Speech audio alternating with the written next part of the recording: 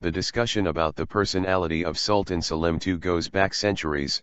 He was most likely the center of discussion even in the period of time in which he lived. This would be understandable, as his father, Sultan Suleiman the Magnificent, would be difficult to surpass in greatness. Actual imperial orders from the Sultan seem hardly able to fit within the uncited fictional character seeking to escape Islam's commandments to pursue Western frivolities. On the contrary, imperial orders show firm resolve to ease the burden of those engaging in the strenuous Hajj pilgrimage, and special consideration for Muslims living under the subjugation of intolerant colonialists. An excerpt of an imperial order from the Sultan.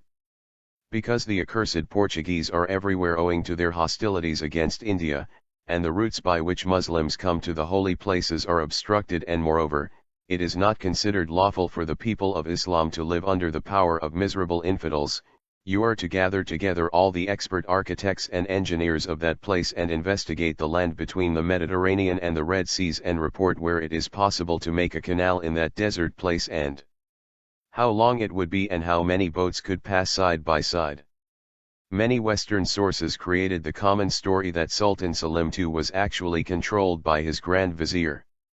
This theory has left out important information contained within Ottoman archives, where Sultan Selim II was often deciding between various viziers and creating his own hierarchies of authority.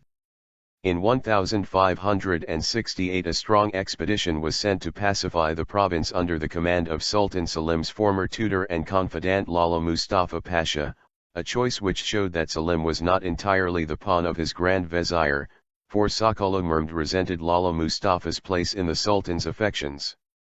To put down the uprising in Yemen, Lala Mustafa needed men and supplies from Egypt, but the provincial governor, another rival Koka Sinan Pasha, refused his requests and made it impossible for him to pursue the campaign.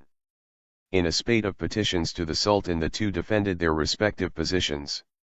Koka Sinan proved the stronger, and Lala Mustafa was dismissed from command of the Yemen campaign. To mark his continuing favor, however, Selim created for him the position of sixth vizier of the governing council of the empire. Osman's Dream by Caroline Finkel. Marks of Decay.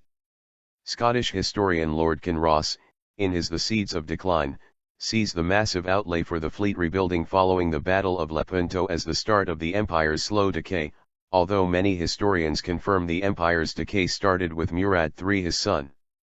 Sultan Selim II died in Topkapi Palace after a period of fever brought on when he slipped over on the wet floor of an unfinished bath house, getting a head injury.